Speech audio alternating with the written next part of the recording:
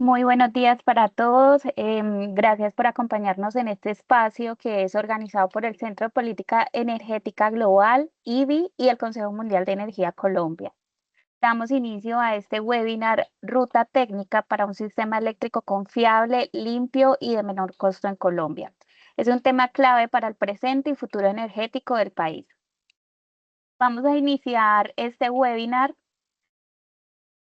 con dos invitados de altísimo nivel. Nos acompaña Felipe Bernal Guarín. Felipe es miembro del Centro de Política Energética Global y del Consejo Mundial de Energía Colombia, con una amplia trayectoria en análisis estratégico del sector energético. Felipe es asesor estratégico en estrategia corporativa y política pública con más de 15 años de experiencia en transición energética y descarbonización industrial. Ha asesorado a gobiernos, organismos multilaterales y empresas en el desarrollo de mercados de energía limpia y es el líder técnico de los proyectos de ley de economía del hidrógeno y combustible sostenible de aviación SAF en Colombia. Bienvenido, Felipe. También, bienvenido. También nos acompaña Ramón. Ramón Méndez Galain, director ejecutivo de IBI, reconocido por su liderazgo en el diseño e implementación de políticas públicas innovadoras en materia de energías renovables y transición energética. Ramón es reconocido por liderar la transformación energética de Uruguay, logrando que el 98% de su matriz eléctrica sea renovable. Fue director nacional de energía y de cambio climático y participó en la negociación del Acuerdo de París. A nivel internacional, presidió el Consejo Directivo de la Agencia Nacional Internacional de Energías Renovables y fue destacado por Fortune como uno de los 50 líderes mundiales en 2016 por demostrar que es posible descarbonizar una economía. A ambos, gracias por aceptar esta invitación y por compartir su experiencia con nosotros. Tienen toda la palabra. Bienvenidos.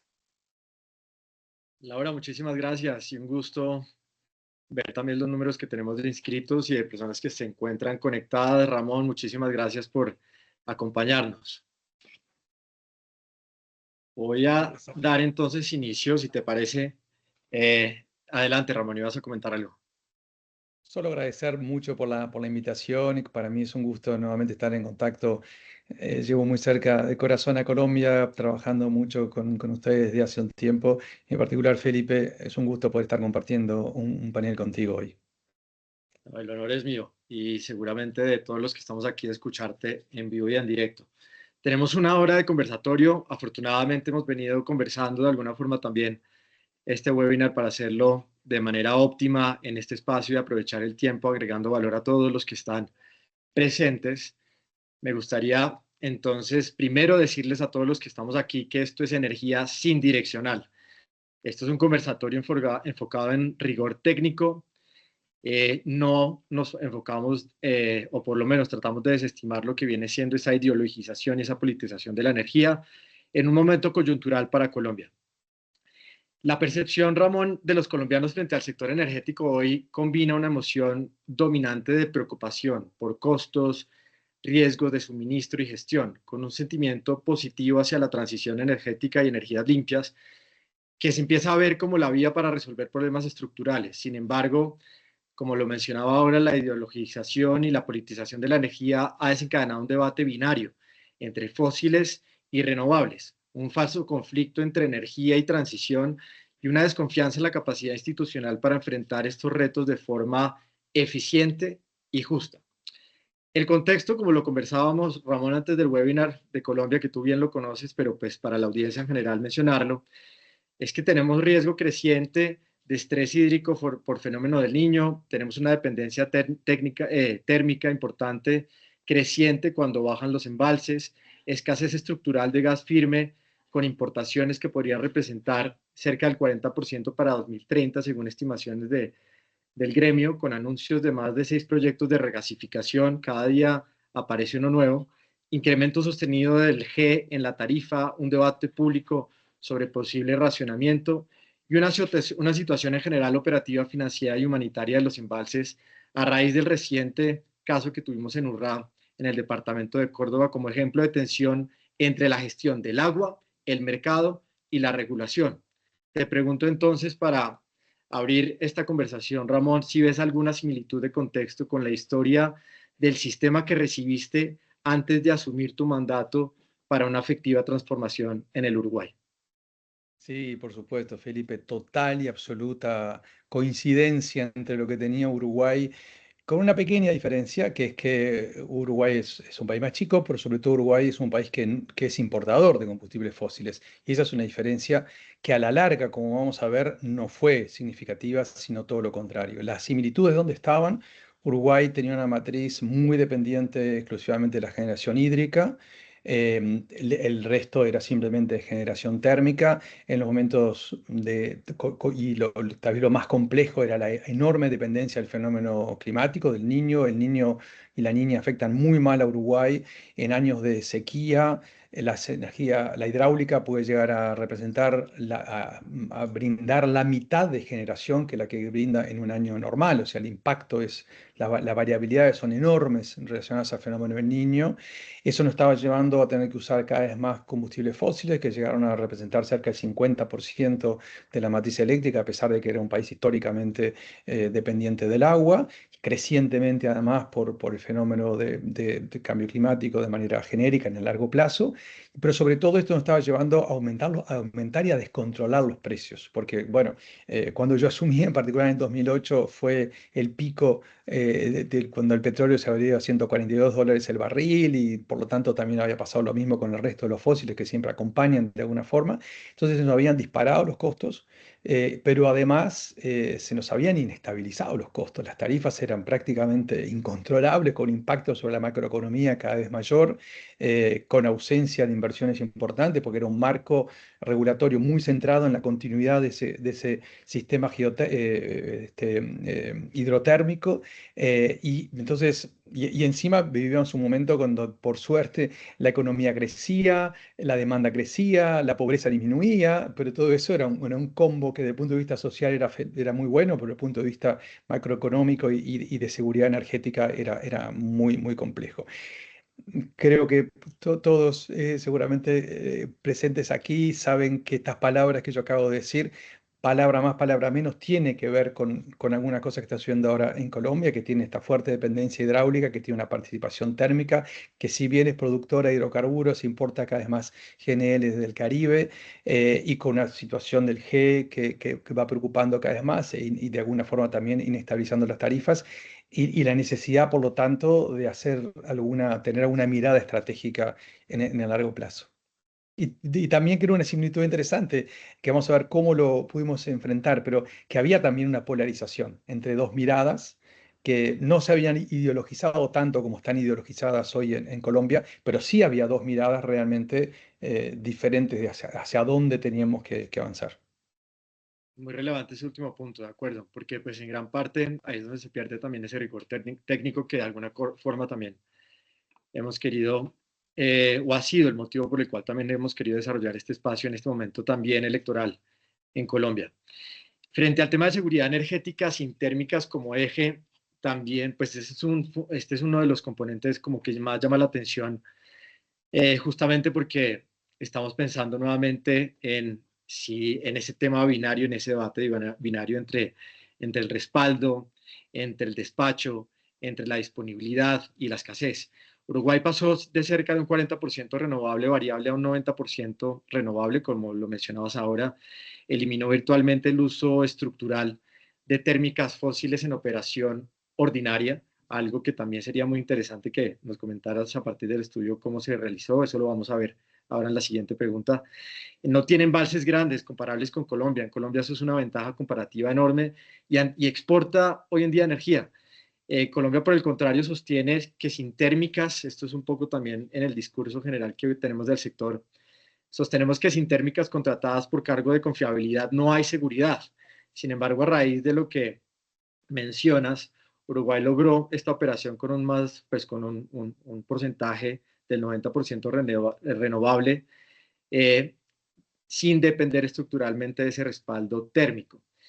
Desde el estudio, Ramón, que realizaron en coordinación con XM, UPME, la Universidad de los Andes y otras organizaciones, que demuestra que la confiabilidad no depende de contratar capacidad fósil, sino de diseñar correctamente reservas, flexibilidad, inercia. Puntualmente te pregunto, ¿el problema es de escasez de gas, de embalses llenos o de planificación ex ante y diseño estructural de nuestro sistema?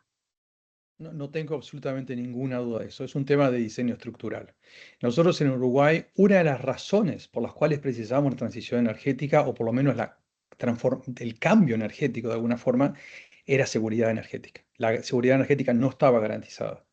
Y justamente el paso que dimos en que hoy tenemos no 90, a veces ni siquiera 98, sino 99% a lo largo de la energía consumida en todo el año, 99% renovable, uno de los objetivos más importantes era aumentar la seguridad energética. Hoy tenemos un sistema que efectivamente es mucho más robusto que el que teníamos antes, cuando teníamos un sistema hidrotérmico dependiente de las fluctuaciones de los precios de los commodities energéticos, pero también de las fluctuaciones de las lluvias en nuestros embalses. Entonces, la seguridad energética vino de la mano, en nuestro caso, de la reducción de costos. Y lo que logramos efectivamente al mismo tiempo es tener la seguridad, tener la robustez, reducir los costos, pero sobre todo estabilizar los costos. La robustez hoy en día no es solamente garantizar el servicio, sino también estabilizar los costos y hacerlo a un costo mucho más bajo. Pero claro, para hacer esto, no simplemente intentamos hacer pequeñas modificaciones al sistema regulatorio existente o al diseño de mercado existente. Hicimos modificaciones profundas y el rol de las máquinas hoy en día, de la generación y de cada tecnología, es profundamente diferente al tradicional en un sistema hidrotérmico. ¿Por qué? Porque nosotros en Uruguay, en la base o en el pico, no tenemos ni máquinas térmicas, ni siquiera máquinas hidráulicas. Lo que está en la base en Uruguay es la energía eólica y la energía solar. Y todo el resto del sistema está allí para garantizar que las fuentes más baratas, que hoy en día son la eólica y la solar, y la que tienen aparte un costo estabilizado, lo cual ayuda a estabilizar costos, bueno, todo el resto de las tecnologías están al servicio de estabilizar la variabilidad de las fuentes eólicas y solares. Nosotros hoy, para tener una idea, la potencia total instalada de eólica más solar más o menos es del orden del pico de la demanda. Eso quiere decir que cuando hay suficiente viento y suficiente sol, el 100% de la electricidad es viento y sol. Y en esos momentos no usamos el agua. El agua se utiliza exclusivamente para seguir la variabilidad de la eólica solar, tanto a la escala del minuto, de la hora, del día y de los meses, teniendo en cuenta cuáles son las probabilidades de lluvia. Todo esto se llevó adelante con una mirada completamente diferente, que es una mirada estocástica, donde se analizan simultáneamente la totalidad de posibles escenarios, tanto para la planificación de la expansión del sistema como sobre todo y fundamentalmente para la operación del sistema. Entonces, este uso óptimo de la mejor complementación de tecnologías es la que nos permitió tener las inversiones óptimas y utilizar de la forma óptima nuestros recursos naturales. Y eso fue lo que nos permitió reducir nuestro factor G, o sea, nuestro costo de generación a la mitad, que pasó de aproximadamente unos 11 centavos de dólar por kilovatio hora a unos 5 o 6 centavos de dólar, incluyendo todos los costos de repago de inversiones, etcétera. Todos los costos de generación hoy están en aproximadamente unos 6, 5, entre 5 y 6 centavos de dólar. Pero para eso, seguramente vamos a hablar de eso bastante, tuvimos que modificar drásticamente la regulación del sistema, cómo planificamos el sistema, cómo operamos el sistema, cómo diseñamos el mercado, cómo remuneramos las máquinas. Y eso fue fundamental para comprender de que un sistema con alta variabilidad funciona de una forma muy diferente que los sistemas tradicionales. De acuerdo, y con lo que mencionas, yo creo que de aquí sale una frase, yo creo que muy clara, que no solo se está hablando en la Convención de Múnich, sino aquí lo estamos haciendo justamente Colombia y la región. Ustedes como embajadores alrededor del mundo y los premios que te has ganado por el desarrollo de este sistema que prueba que la seguridad energética se puede con energía limpia y a menor costo. El contraste es claro. Colombia hoy paga por capacidad firme, Uruguay paga por desempeño sistémico. Deberíamos entonces, Ramón, basado también en este componente de lo que implica este cambio de paradigma, deberíamos dejar de medir confiabilidad por megavatios contratados y empezar a medirla por métricas como reserva rodante, inercia efectiva, capacidad de respuesta rápida, ¿Cómo lo ves? La forma que tenemos que medir la confiabilidad cambia radicalmente. Es decir, yo no lo dije, pero nosotros lo voy a terminar. En la base tenemos la eólica y la solar, que se remunera de una forma fija a lo largo de 20 años, con contrato con el off-taker asegurado por 20 años. Ahora vamos a ver por qué. La hidráulica, que se remunera en función de sus costos. Al agua se lo coloca represa por represa un costo de oportunidad de uso del agua, no pensado solamente en el presente, sino integrado en cuál es el mejor momento del uso del agua para garantizar que siempre hay agua disponible para hacer el seguimiento de la variabilidad de la eólica y la solar. Y las térmicas, lo quiero decir con toda claridad. ¿Es el 1%, es el 2%? Sí, pero son imprescindibles. Hoy en día, las térmicas para nosotros son el seguro. Como cualquier seguro, como el seguro del automóvil, pagamos para no usarlo. El automóvil a veces nos cuesta pagar el seguro, pero el objetivo es no tener que usarlo. A nosotros nos pasa lo mismo con las térmicas. Pagamos por tenerlas allí, pero intentamos no despacharlas nunca, porque son más caras. Entonces, el sistema opera de una forma completamente diferente y, como decía, se remunera de una forma completamente diferente. Esto es, en el mundo se está comenzando a comprender cada vez más. Son las discusiones que están dándose en este momento en Europa, que están dando en este momento en muchos lugares en Estados Unidos, en algunos lugares de América Latina. El Banco Mundial, en la última reunión de OLADE en Santiago de Chile, planteó y me solicitó a mí que particularmente que liderara una de las mesas vinculadas justamente a cómo tenemos que rever nuestro sistema regulatorio, nuestra remuneración, nuestro diseño del mercado para poder hacer frente a estas nuevas, o sea, permitir lo que nos ofrece estas nuevas tecnologías. Hoy, a veces algo que creo que en Colombia en particular, me parece que este mensaje como no está muy claro desde mi punto de vista, pero hoy los sistemas hidrotérmicos tienen un tremendo sesgo que favorece a las fuentes térmicas. Y eso es porque justamente seguimos pensando que una cabeza, que está muy bien, porque las fuentes térmicas hasta hace muy poco tiempo era la mejor solución que teníamos. Entonces está muy bien que así que nuestros sistemas efectivamente estén centrados en esas miradas, en esos indicadores. Pero cuando pasamos a ver de qué manera podemos incorporar las fuentes que hoy son las más baratas y las más confiables, porque no dependen de ningún combustible que esté variando de precio, etcétera. Entonces, cuando vamos a ese camino nos damos cuenta que realmente qué fuerte, fuerte, fuerte es el sesgo que tienen actualmente los sistemas. Tenemos que igualar las posibilidades de las diferentes tecnologías para que puedan competir en igualdad de condiciones. Cuando hicimos eso en Uruguay, que las pusimos, igualamos las condiciones, ahí ganaron las renovables, porque son más baratas, porque son más confiables, por una cantidad de razones de estabilidad también. Pero claro, los parámetros son diferentes. Una cosa que yo no dije es que en Uruguay, tú lo sabes, Felipe, pero hago la pregunta a las 98 personas que están aquí con nosotros. ¿Cuántas baterías crees que tenemos en Uruguay para permitir hasta 99% de fuentes renovables en un año? La respuesta es muy simple, es un número redondo. Tú lo Espera, sabes. espera, espera, espera, no lo de...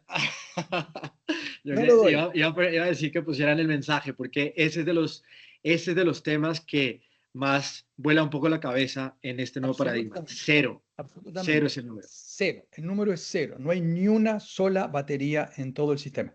Si tuviéramos baterías, podríamos tener en lugar de 98 o 99%, 100%. Será muy fácil para Uruguay tener 100%. Pero eso implica, en lugar de usar las máquinas térmicas como un seguro de última instancia, bueno, ahí usaríamos las baterías. No es para eso.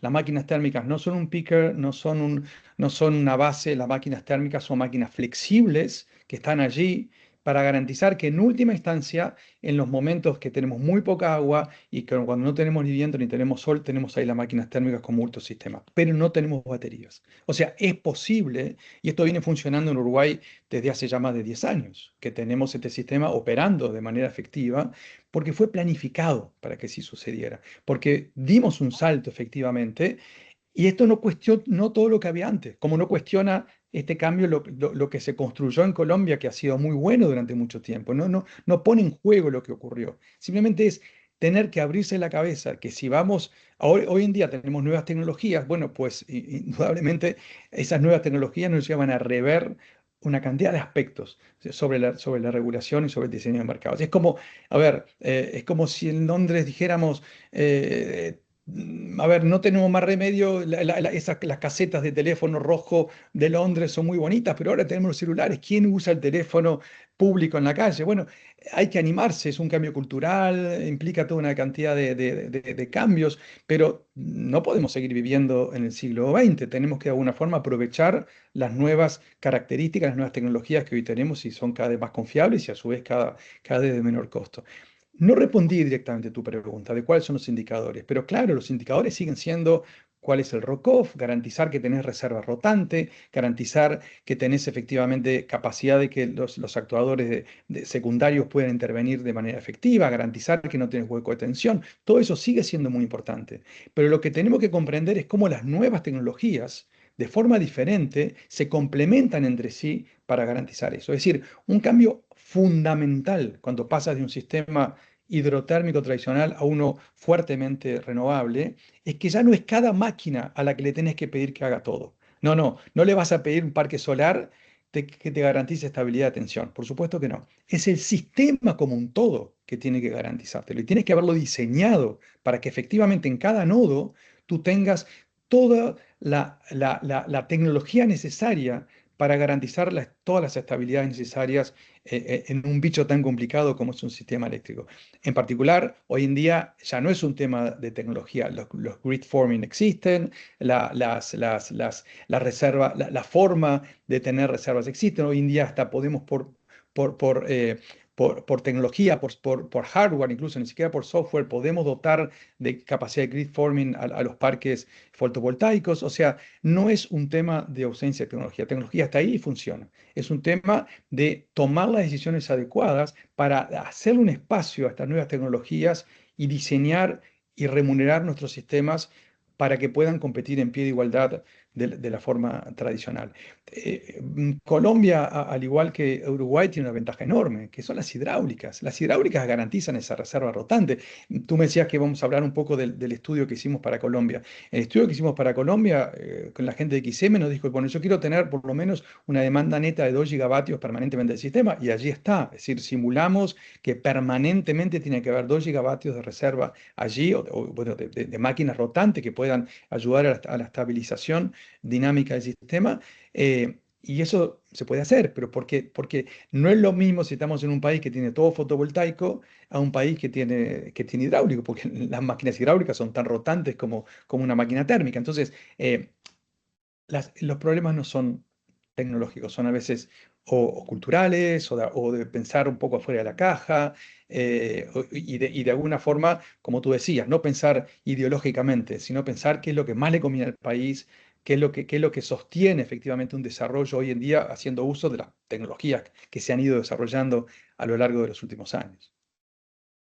Y yo creería que algo adicional es también quien ocupa muchas veces la cartera y el ministerio, porque para los que no saben, Ramón es físico. Tengo entendido que estás formado en física y yo creo que también ese contexto técnico de lo que viene siendo el abordaje de un sistema energético con pensamiento sistémico, de entender que no es por silos, que no es una batalla de tecnologías, que no es una representación gremial independiente, sino es forjando una unidad que se base en unas premisas y en unos objetivos de beneficio nacional, como es confiabilidad, tarifas y, por supuesto, reducción de emisiones, pues hacia allá tiene que apuntar el modelo en general. Nosotros, yo creo que por lo que también me mencionas y lo que decíamos ahora del cargo por confiabilidad, que representa una porción importante y estructural del componente G, donde las térmicas reciben pagos aun cuando no generan, y en escenarios de escasez de gas sabemos que el costo marginal se dispara. Te pregunto si estamos pagando entonces hoy en Colombia por una seguridad percibida más que por una seguridad técnicamente optimizada. Sí, sí, no tengo ninguna duda. Primero, sí, creo que la respuesta a tu pregunta claramente es sí. Estamos pagando por una seguridad percibida, pero no real. Eso en primer lugar. Pero segundo, estamos pensando, por decirlo de una forma respetuosa, con una mentalidad del pasado. Es decir, pensando en que solamente las máquinas térmicas nos pueden dar esa confiabilidad, cuando en realidad no es así. Cuando la confiabilidad no la da cada máquina, lo vuelvo a decir.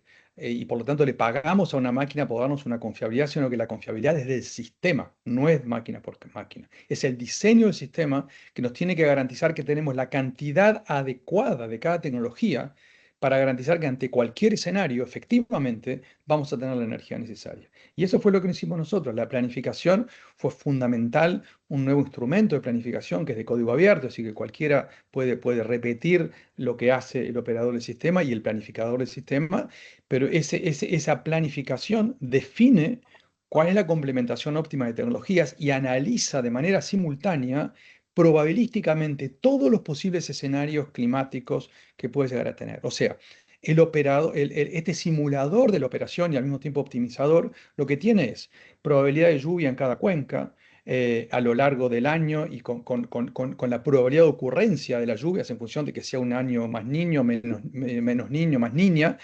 Tiene la información de punto por punto donde hay un parque eólico, un parque fotovoltaico de manera estocástica, cuál es la probabilidad que con ventanas de 10 en 10 minutos haya viento o haya sol, o no haya viento o no haya sol en cada uno de los puntos donde hay un parque eólico.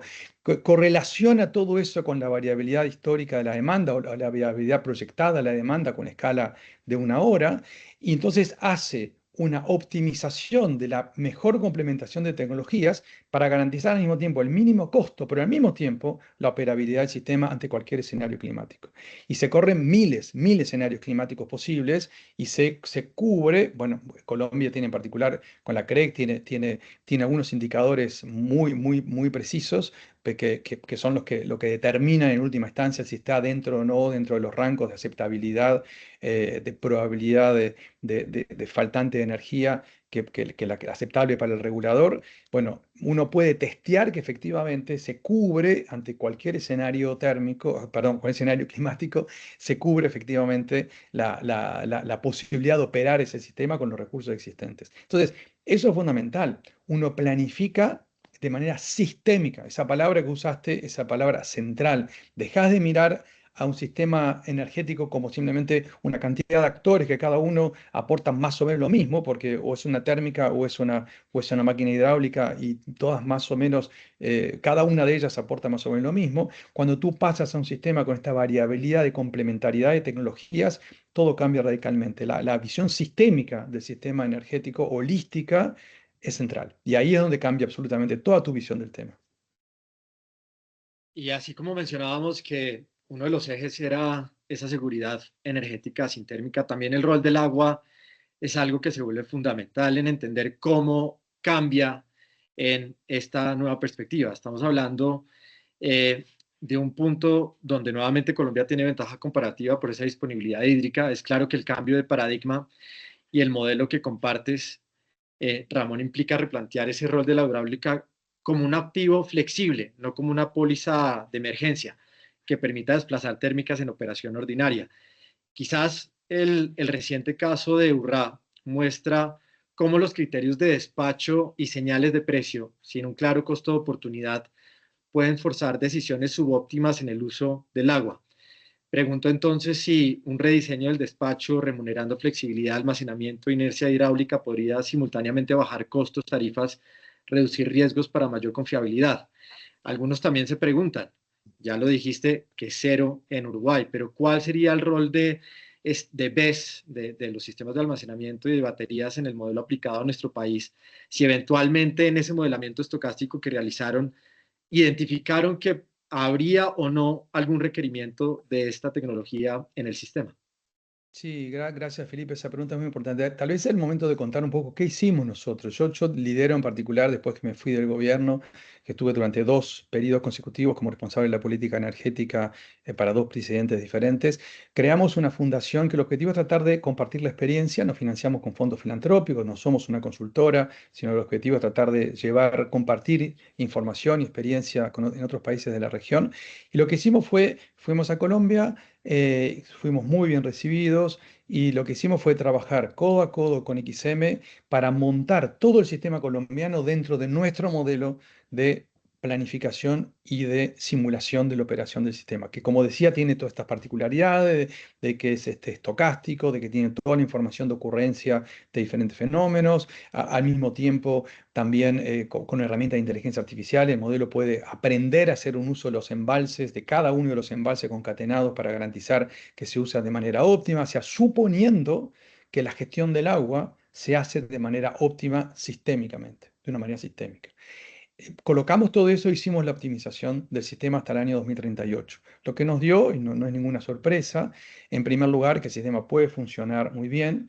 Nosotros sin ningún tipo de mandato político del trabajo que hicimos, sino simplemente de optimización de costos, fuimos viendo que había un costo fijo demasiado grande de las máquinas térmicas porque perdón, el óptimo nos da que es ingresar exclusivamente eólica y solar. Es el óptimo para Colombia, es ese. Solamente se agregan eólica y solar desde acá hasta el año 2038. No se agregan baterías antes del año 2036, 2037, por más que se reduzcan los costos, porque el uso adecuado de las hidráulicas como mega batería es el que permite mucho más fácilmente que las BESS, porque las BESS son de corto plazo, 4 horas, no más que eso. Una máquina térmica, aún incluso una que sea casi de pasada, igual tiene una capacidad mínima de gestionar una variabilidad horaria de la eólica y de la solar, que es lo único que puede hacer una BESS. Entonces, a nosotros lo que nos da es que no se precisan BESS, que no se precisan más máquinas térmicas y que solamente era el óptimo económico se logra con tres cosas: agregando solar, agregando eólica en una combinación muy concreta entre ellas, no cualquier cantidad de solar, cualquier cantidad de eólica, es una combinación muy concreta porque se complementan entre sí, pero a su vez, tercer elemento, un uso diferente del agua. El agua usada de una manera sistémica, de forma que lo que hace es estar disponible para XM cuando el sistema la precisa para minimizar los costos globales. Y aquí hay un tema bien interesante porque, bueno, y creo que es importante decirlo, si uno hace todo eso, el G baja a la mitad, ¿no? O sea, realmente hay una reducción muy, muy fuerte y eso de alguna forma muestra también, que hay un uso subóptimo de alguna forma de los recursos que tenemos disponibles hoy en día. Que no, lo vuelvo a decir, no está mal, porque eso era el sistema que teníamos, que era lo óptimo hasta el pasado de alguna forma. Pero hoy en día, cuando tenemos nuevas posibilidades, si pretendemos usar la infraestructura disponible de la misma forma que cuando no teníamos las nuevas tecnologías, evidentemente va a ser subóptima. Y Colombia, de mi punto de vista, tiene, si se quiere, como dos pasos, me parece, para dar en relación a este tema. Porque, en primer lugar, aunque no existieran la eólica y la solar, olvidémonos por un instante y pensemos un poco en lo que está pasando hasta hace 3 o 4 años, por decirlo de alguna forma. Eh, Comparemos lo que pasa no solamente en Uruguay, sino lo que pasaba también en Brasil, ¿no? En Brasil, en Uruguay, en modelos de mercado abierto, modelos de mercado cerrados, independientes, esto no es un tema de diseño de mercado, esto es un tema de utilización óptima del agua. ¿Qué es lo que sucede en Brasil o en Uruguay? El agua tiene un costo de oportunidad. Entonces, se establece un costo de oportunidad que es el que define si en un momento determinado para el sistema es óptimo usar el agua, que siempre uno diría siempre es mejor usarla si es gratis. ¿Para qué voy a prender una máquina térmica si el agua es gratis? Sí, pero capaz que uso el agua ahora y me la gasto toda el agua ahora y dentro de un mes o dentro de una semana o cuando voy a tener un pico de demanda dentro de un rato, no voy a tener más agua porque me la consumí toda. Entonces, se le da un costo de oportunidad para ver cuál es el mejor momento de usar ese agua que tengo embalsada, también teniendo en cuenta cuál es la probabilidad de que llueva y toda una cantidad de escenarios de punto de vista estocástico. Y en función de eso, minimizo el costo global de abastecimiento del sistema por los próximos 6 meses. Y eso me determina el costo de oportunidad de uso del agua embalse por embalse. Eso es una optimización sistémica. Eso se hace en diferentes mercados, en particular es de alguna forma un invento de América Latina, pero no en todos los mercados se implementó. Cuando surge el mercado, se desarrolla el mercado en Colombia, se siguió más bien el camino de Chile, que claro, en Chile no tenía hidráulica, entonces no era tan importante, pero hoy el mecanismo que tenemos en Colombia es un mecanismo en el cual el dueño del agua, el dueño de la planta, optimiza como está perfecto para su beneficio, que está bien, para eso invirtió y lo que quiere es optimizar sus beneficios, pero hay una contradicción de alguna forma entre su optimización personal y la optimización del sistema, porque el inversor naturalmente quiere aumentar lo más posible la globalidad de sus ingresos y el sistema lo que quiere es reducir lo menos posible lo que paga. Entonces, hay una explicación de lo que funciona, cómo funcionan los sistemas marginalistas, de que supuestamente si yo despacho agua en un momento que la térmica está muy cara, voy a pagar térmicas y con eso voy a reducir los costes. Así funciona el sistema marginalista. Pero eso optimiza el tiempo, el valor presente del sistema, no el valor integrado en el tiempo. Cuando no es el propietario del agua que optimiza y que le asigna un costo de oportunidad al despacho de ese agua, sino que es globalmente que se optimiza, ahí se logran realmente minimizar los costos globalmente para todo el sistema. Eso no está tenido en cuenta en el mercado marginalista tradicional. Y eso fue lo que de alguna forma introdujo el mercado brasileño, el mercado uruguayo o el mercado en otros países en América Latina donde realmente funcionaba así. Eso es antes de la llegada de las renovables. Ahora que llegan las renovables variables, es mucho más importante todavía darle un costo de oportunidad al agua, porque ahí ya el agua ya deja de estar en la base. El agua está para cumplir un rol de seguimiento de la flexibilidad necesaria para poder tener las más baratas de las fuentes, que son las eólicas y las solares. Y aún en el caso de Colombia, a nosotros nos da que la eólica y la solar está por debajo del costo variable de la máquina térmica. Entonces, lo que sucede es que cuando uno permite que el sistema o que la infraestructura existente se use de manera óptima, lo que pasa inexorablemente es que las máquinas térmicas se empiezan a usar cada vez menos, porque el factor de capacidad de las plantas pasa a ser cada vez menor, cada vez menor, cada vez menor, y sin ver que el sistema está pagando un costo fijo, y ese costo fijo en realidad no lo precisa. O sea, es como si estuvieras pagando el seguro de tu casa 10 veces más de lo que el seguro de tu casa precisas pagar, o de tu automóvil. Entonces, lo que nosotros ahí visualizamos es que no por un tema ni siquiera climático, pero seguro no un tema político, sino por un tema estrictamente económico, es recomendable retirar máquinas térmicas, y obviamente las primeras candidatas serían las carboeléctricas, porque son por una cantidad de razones, como todos sabemos, pues son más vetustas, porque contaminan, porque generan mayores emisiones, pero ahí reoptimizamos diciendo, ¿y qué pasa si sacamos todas las carboeléctricas? Bueno, pues el sistema sigue funcionando perfectamente igual, no precisa ni baterías, ni precisa agregar más térmicas, e incluso el consumo del gas natural se reduciría en promedio más o menos a la tercera o la cuarta parte del consumo actual. O sea, precisaríamos las máquinas térmicas flexibles, turbinas a gas, por supuesto, importantes. En algún momento, si hay que aguardar agua en alguna represa, se puede prender por 2 o 3 días un ciclo combinado. Eso es lo que optimiza el sistema. Pero esas máquinas térmicas, esas máquinas a gas, son un último recurso, con lo cual dejás de importar GNL por el Caribe y el gas que no vas a usar en el sector eléctrico lo puedes inyectar en el sector no eléctrico de consumo de Colombia y hay un win-win por todos lados. Una cosa que es muy importante decir es que acá esto, primero, nuevamente, no es ideológico, no es, ni siquiera es climático y tampoco pretende tomar soluciones a priori y tampoco es en contra de los combustibles fósiles, porque esto es estrictamente el cambio de la matriz productiva de Colombia para adaptarse a lo que va a venir en el mundo, a la reducción de la demanda de combustibles fósiles en el mundo, eso es otra discusión. Acá lo que estamos diciendo es que estrictamente para el sector eléctrico colombiano hoy no solo lo posible, sino lo más conveniente es dejar de utilizar combustibles fósiles, que de hecho se van a dejar de utilizar porque si se introducen las eólicas y las solares van a desplazar de manera natural a las máquinas térmicas. Y entonces con eso se libera, ahí se pueden tomar otras decisiones, ahí ya son más políticas, son más económicas. ¿Qué hacemos? ¿Avanzamos en la descarbonización de nuestra matriz productiva de generación de riqueza o utilizamos los combustibles que no usamos internamente para exportar y para generar divisas para Colombia? Esa es otra discusión, no tiene nada que ver con esto.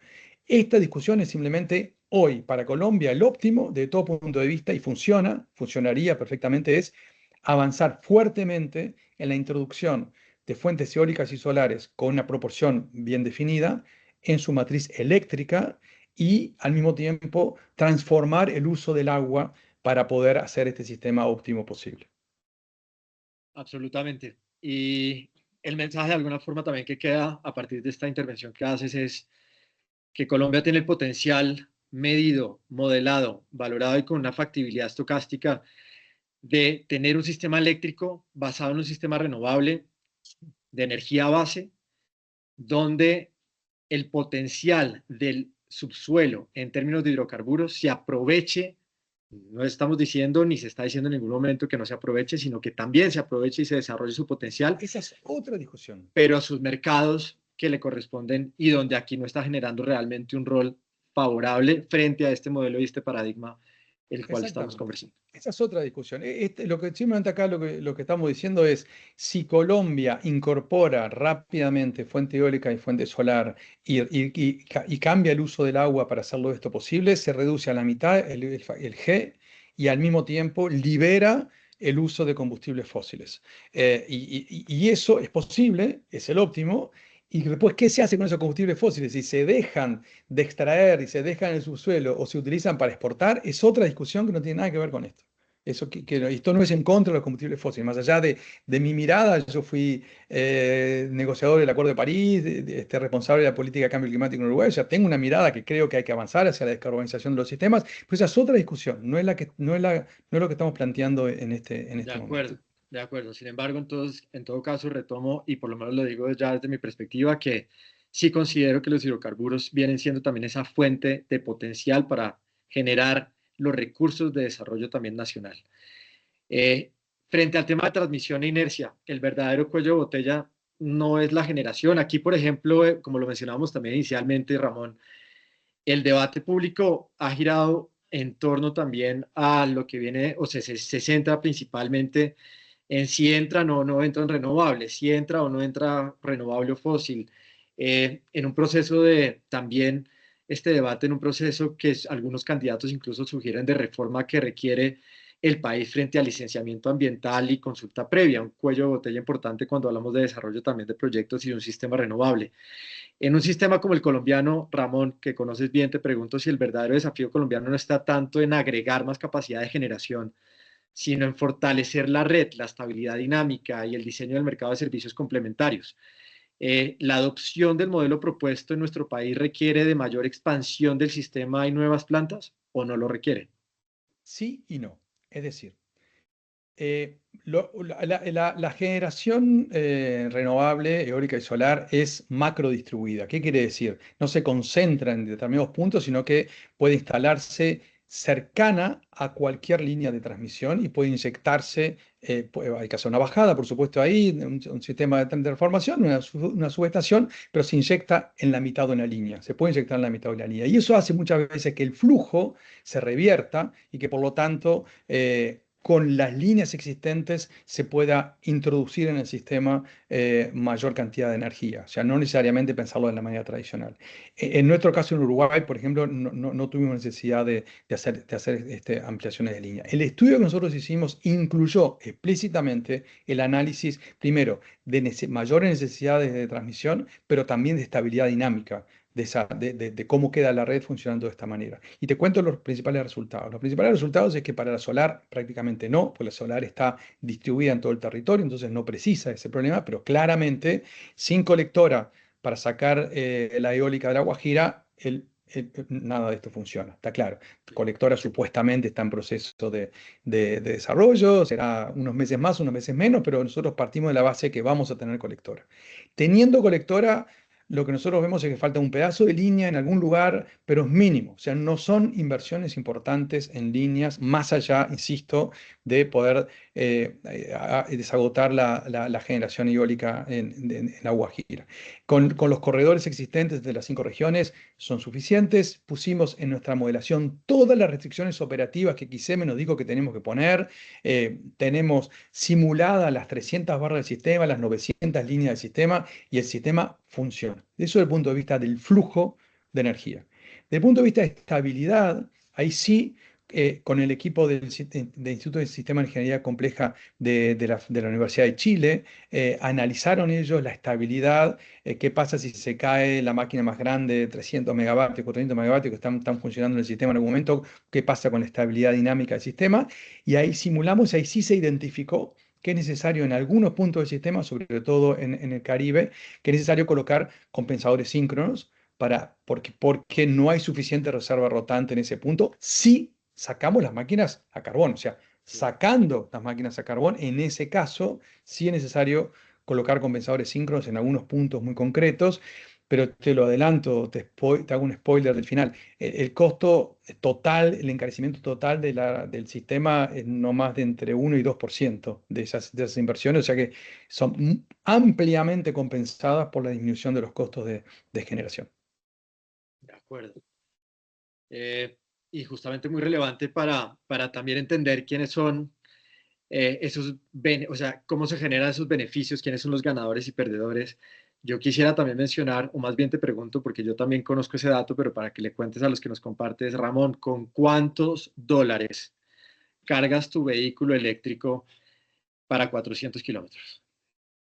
Bueno, a ver, Uruguay, la transformación lo que nos ha permitido es electrificar la demanda de una forma impresionante, ¿no? Yo suelo decir que soy una persona descarbonizada, no solo porque la electricidad que consumo en mi casa, en mi oficina es 98-99% renovable, no solo porque uso acondicionamiento térmico con aire acondicionado, que es usando electricidad 98-99% renovable, sino también porque mi movilidad es eléctrica y por lo tanto renovable.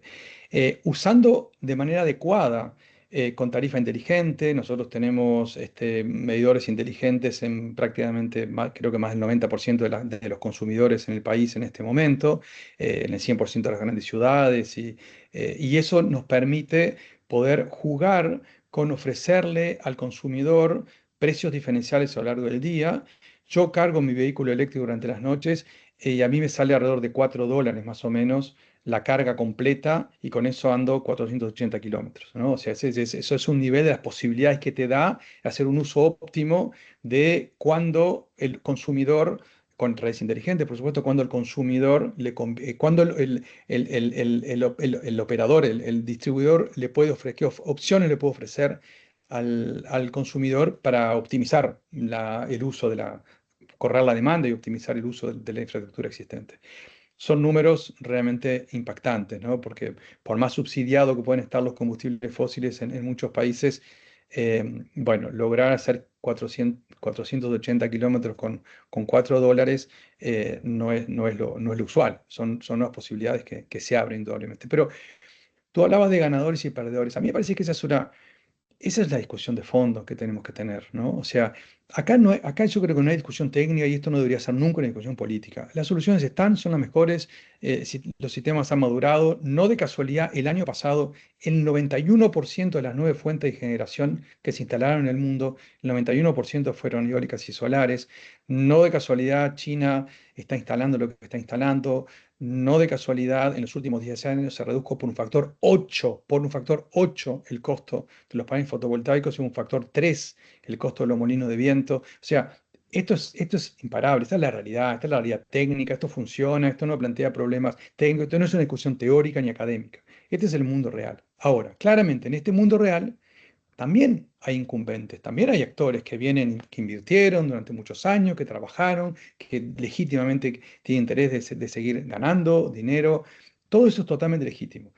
La pregunta es cómo funcionamos como sociedad para casar los intereses de los inversores y de los actores actuales con los intereses globales de la población y de los consumidores en general. Y acá lo que es interesante es que hay posibilidades de ganar, ganar, muchas posibilidades de ganar, ganar. Acá el gran camino es si las transiciones se dan, por decirlo en un lenguaje rioplatense, por las buenas o por las malas, ¿no? La transición se va a dar, no hay duda. Para mí, el ejemplo de una transición por las malas es lo que está pasando en Pakistán, por ejemplo. ¿En Pakistán qué está pasando? En Pakistán hay actores muy potentes de la sociedad basados en los combustibles fósiles y que se niegan, que tienen cooptado al gobierno y que se niegan a permitir la participación a nivel de utility scale de las tecnologías renovables. ¿Qué pasó? Pues la gente está instalando en el techo de sus casas paneles fotovoltaicos importados de China. ¿Qué es lo que está pasando?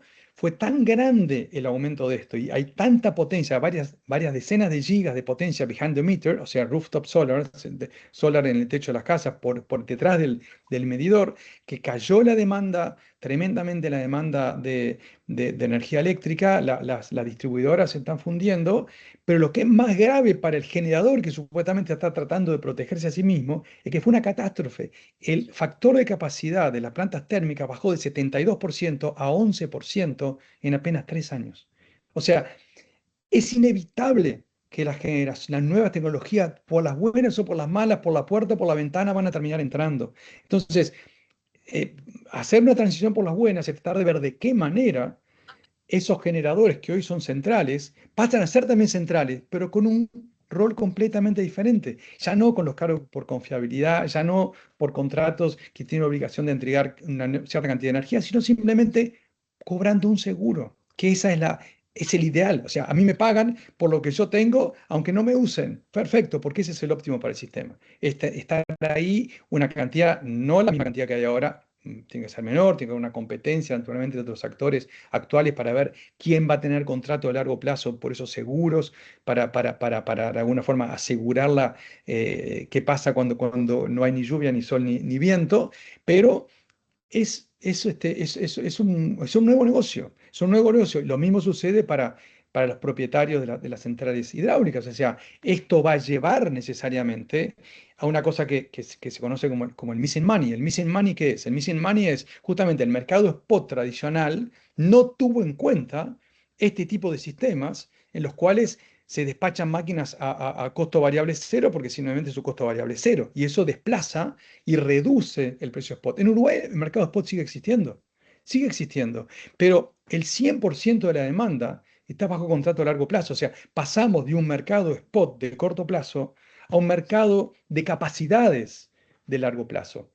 Ese nuevo mercado hace que el precio spot esté, o sea, simplemente por la gran presencia de fuentes renovables de costo variable cero, hace que el mercado spot se deprima y llega a un punto en que ya ni siquiera funciona para pagar las inversiones de los inversores.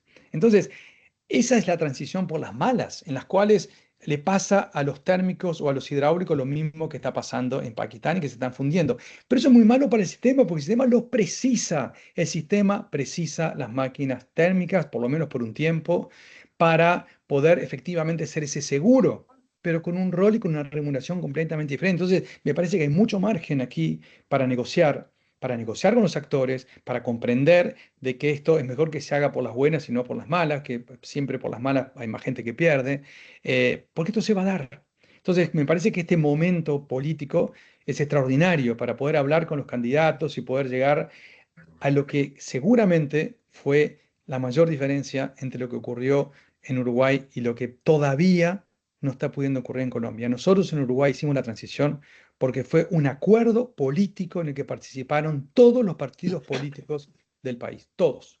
Y lo construimos ese acuerdo porque efectivamente nos dimos cuenta que era lo mejor para los consumidores, sean votantes de derecha, de centro o de izquierda, no importa. Cuando el sistema político se convenció de que eso era lo mejor para nuestros intereses, bueno, fue muy fácil llegar a un acuerdo y de hecho hemos pasado de gobiernos de izquierda, de derecha y vuelto de izquierda y llevamos 5 gobiernos consecutivos siendo exactamente la misma política, porque nos convencimos de que eso era lo mejor para el país.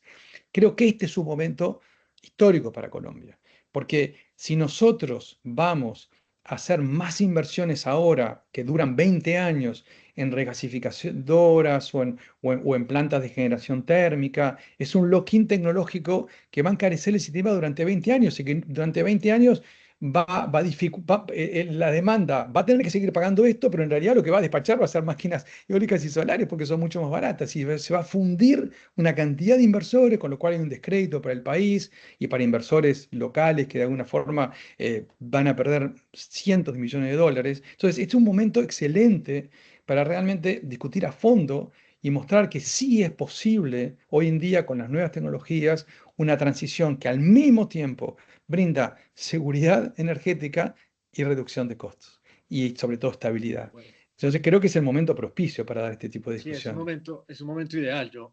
Yo quería complementar lo que estabas mencionando con varios apuntes, para también tener esta perspectiva que incluso en conversaciones contigo la hemos mantenido, y es no desconocer también que la energía se ha utilizado y se utiliza cada vez más como arma geopolítica. Y los flujos se están volviendo más inseguros que los activos que vienen siendo respaldados por la tecnología renovable. En Pakistán, ¿qué pasa? Tú hablabas mucho de la demanda, de la situación local, de esa reducción, por supuesto, o de lo que está pasando con los distribuidores, pero resulta que Pakistán también es el corredor de gas para China. Ese Absolutamente. corredor de gas para China está siendo absolutamente protegido por China para poder abastecer su economía, dadas las Totalmente. circunstancias que se están generando de bloqueo, especialmente porque también sabemos de la fricción que está habiendo con la India, cercanos y vecinos. Entonces, todas estas variables también que se van dando de entorno geopolítico, de entorno también externo, de variables exógenas que son independientes muchas veces a lo que tengamos nosotros también capacidad de desarrollar, independientes a la ideología, al gobierno de turno, a la narrativa y al discurso, hay que ponderar de tal forma que se llegue a un consenso nacional, como lo mencionabas. Ayer los centros de pensamiento lanzaron un informe, yo te comentaba también, ese informe fue lanzado el día de ayer entre el Centro de Competitividad Privado de Colombia, el Centro de Pensamiento CREE, también ANIF, el Centro de Estudios Económicos y otros más. Ahí se plantean unas soluciones al sistema. Me permití en su momento, afortunadamente por la invitación, enviar unas sugerencias, donde la primera, yo te la comentaba, era crear una política de Estado, donde haya convergencia nacional en temas de seguridad energética y que esté basado en parámetros técnicos, en modelamiento estocástico, en realidades de beneficios tecnológicos, en entender cuál es la realidad que vive el país y el mundo para poder asegurar que esto, independiente del gobierno de turno, se pueda asegurar. Entonces, yo creo que nos quedan 4 minutos. Me gustaría eventualmente simplemente pues darle la oportunidad a una o dos personas para que pongan y hagan sus preguntas. Y agradecerte nuevamente, Ramón, porque creo que esto es de muy alto valor para el debate nacional, para el momento en que estamos transcurriendo en el suministro energético y la seguridad, para también cumplir con esas expectativas que tiene cerca del 89% de la población mundial, que sigue abogando por políticas climáticas.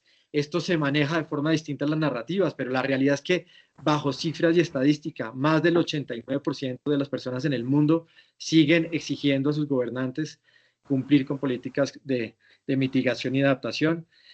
Entonces, reitero la relevancia de esta conversación. Invito a dos personas que quieran levantar la mano, por favor, para darles la palabra y que hagan sus preguntas, si quieren participar.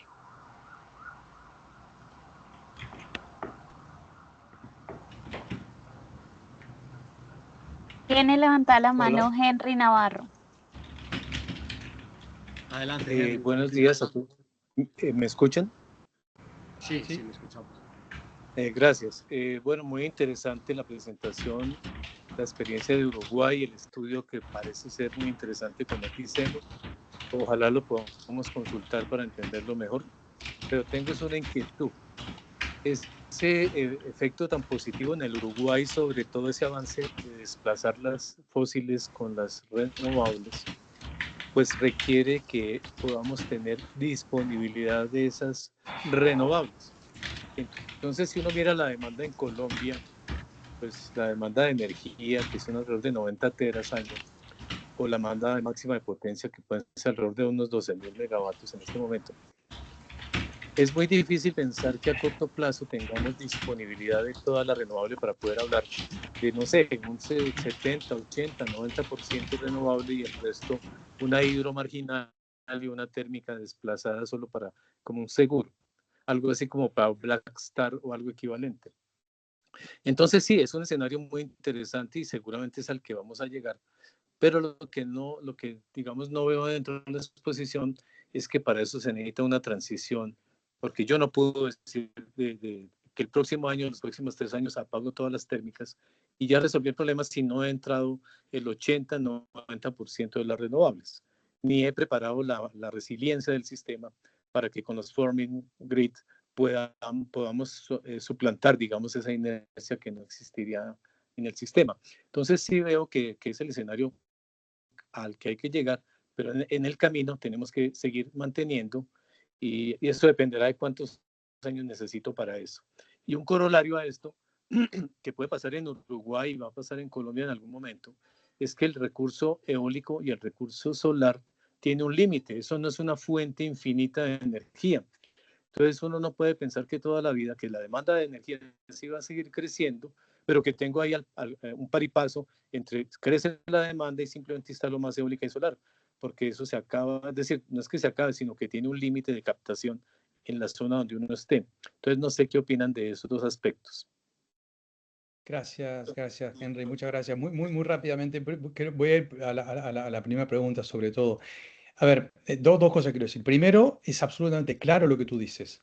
No se les vaya a ocurrir apagar una térmica hoy hasta que no entren parques eólicos y solares, porque hoy en Colombia falta energía. Por suerte no estamos teniendo un año seco, pero hoy falta energía en Colombia, falta potencia en Colombia. Entonces, tenemos que instalar urgentemente más generación. Lo que estoy diciendo es que lo que resulta óptimo es instalar energía eólica y energía solar. Recién después que se haya instalado suficiente, ahí podemos empezar a pensar en apagar máquinas térmicas, pero antes de ninguna forma, una cosa tiene que estar condicionada con la otra. Ahora, un comentario muy relevante, muy relevante. Un parque solar lo instalas en 6 meses. Un parque eólico lo instalas en 16 a 18 meses. Una máquina térmica te lleva bastante más tiempo. Son varios años, por lo menos, para que eso sea posible. Entonces, además, más allá de todas las ventajas de precio, de estabilidad, de soberanía, etcétera, además, es mucho más fácil instalar generación más rápido y más rápido instalar generación eólica y solar que instalar generación térmica. Hoy en día, para salvar la situación de urgencia que tiene de faltante de energía Colombia. Y otro elemento fundamental, la capacidad total de producción de fotovoltaica en el mundo hoy es de cerca de 1 teravatio. O sea, 1000 gigavatios de generación se producen en el mundo en las plantas de generación solar. O sea, hay abundancia de materia prima como para poder hacer las instalaciones. Lo que hay que generar son las condiciones habilitantes para que eso suceda. Buenos contratos, procesos competitivos para poder tener contratos de largo plazo. En fin, hay que montar efectivamente el sistema para que poder traducir una planificación en inversiones efectivas y que los inversores efectivamente pasen un due diligence por el banco porque tienen un contrato adecuado. Son condiciones regulatorias que hay que generar para permitir que lleguen lo más rápidamente las que son las más baratas y las más rápidas de instalar. De Solo acuerdo, decirte, un último número. En Uruguay conseguimos 6.000 millones de dólares de inversión en 4 años. 6.000 millones de dólares es el 12% del PBI de Uruguay. Haga la cuenta de cuánto es el 12% del PIB de Colombia. Nosotros conseguimos eso en apenas 4 años. Hay intereses, hay una cantidad de fondos que están buscando inversiones porque saben que es una inversión muy segura y hay suficiente cantidad de tecnología disponible como para instalar. muy al lugar, sobre todo en un momento de presión fiscal, que lo hablábamos el otro día, y de una coyuntura económica relevante para la atracción justamente y la movilización de esos recursos que se requiere. Yo para responder y complementar también un poco la pregunta, he insistido en que hace falta o no se percibe la planificación del sistema. Cuando vemos el despliegue que hemos conversado, incluso varios de acá seguramente estarán en alguno de los chats que compartimos, cuando uno ve lo que están pasando con los anuncios de las regasificadoras, los lugares, las posiciones, los departamentos, las capacidades, realmente he anticipado y alertado sobre una carrera al abismo. En inglés se dice como a race to the bottom. Este es un negocio donde los márgenes van a ser muy apretados en la entrada de tanta regasificación y donde realmente si no hay una planificación de largo plazo que esté basada en un cambio de paradigma, donde sea de respaldo transitorio y no de cambio estructural del sistema, ahí es donde puede haber eventualmente un beneficio. Pero lo que está pasando hoy es que estamos cambiando estructuralmente el sistema y no está habiendo una planificación de ese respaldo transitorio. Eso es un tema que es muy relevante, basado en lo que complementaba Ramón, de no apagar hasta no tener. Eso es clarísimo. Uno de los mensajes es no apaguemos hasta no tener realmente ni el plan ni la capacidad instalada para poder ir a poco que va ingresando la capacidad renovable, ir saliendo de esa capacidad térmica. Hay otra pregunta, Ramón, la última que nos hacían aquí en el chat, y es qué inconvenientes se han presentado y han tenido que superar para llevar a cabo esta transición energética en Uruguay.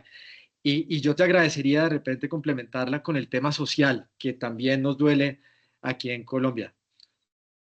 Sí, a ver, dificultades muchas. Estábamos creando algo que no existía en el mercado. Tuvimos que crear y darnos cuenta que hasta qué punto teníamos que modificar el diseño del sistema como para poder hacer algo posible. Nosotros nos basamos en una metodología de learning curve, de curvas de aprendizaje, probando desde las políticas públicas, dialogando con el sector privado, aprendiendo mutuamente, equivocándonos mutuamente, corrigiendo mutuamente el sector público y privado. Y con eso fue que conseguimos atraer esa increíble cantidad de inversiones porque sintió el sector privado que era una solución muy potente. Y voy a dar un elemento también que creo que es bien interesante.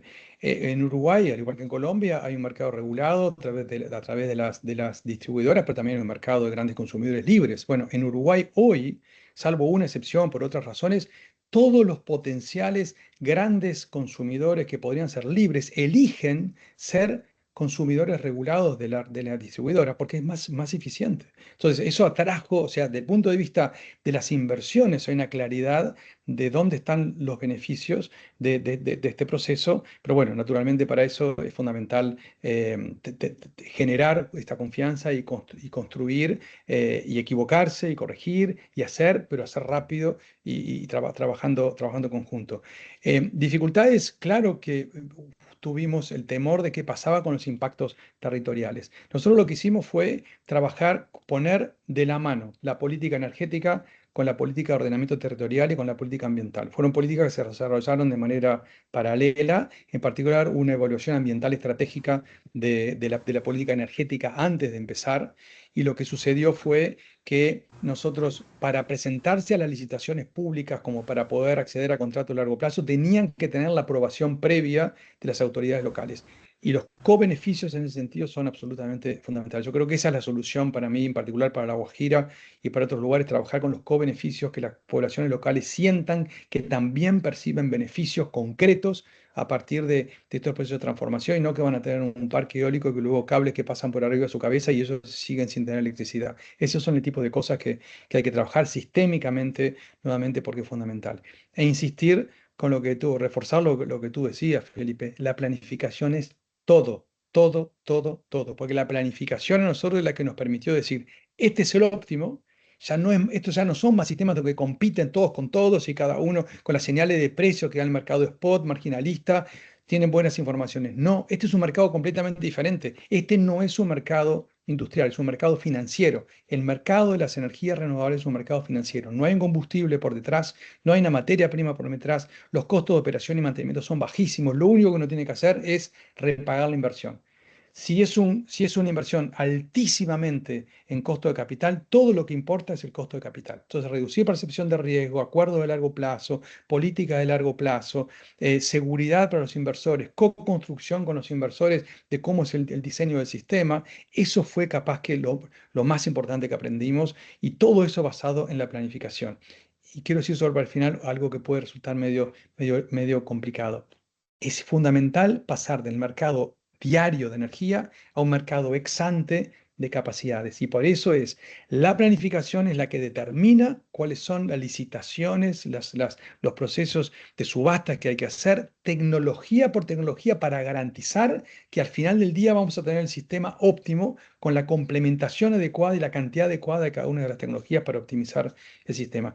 El mercado compite, es igual mercado, no es menos mercado, es igual o más mercado, solo que es un mercado ex ante, no es un mercado diario, es un mercado ex ante. Y en Uruguay, por lo menos, el 99,99% del mercado prefirió venir a este mercado ex ante antes de quedarse en un mercado tradicional de energía. Entonces, ofrece una cantidad de oportunidades este nuevo mercado, estas nuevas tecnologías que están hoy maduras, pero tenemos que planificar de forma diferente. Y la vinculación entre planificación e inversiones cambia radicalmente. Muy claro, Ramón, muchísimas gracias nuevamente. Para cerrar, reiterar la frase de la seguridad energética es con energía limpia, al menos, por supuesto no en todos los países, pero por lo menos en Colombia, que es de lo que trata este webinar, es con energía limpia y a menor costo. Muchísimas gracias a todos los que nos acompañaron y un gusto haber compartido este espacio. El gusto ha sido mío, realmente un honor estar contigo aquí hoy con toda esta cantidad de gente que se mantuvo hasta ahora. Muchas gracias. Gracias, Ramón. Gracias, Laura. Muchísimas Gracias, gracias a Laura. todos por estar aquí presentes y por supuesto muchísimas gracias a Felipe y Ramón por el conocimiento compartido. Muchísimas gracias. Saludos, Ramón. Adiós.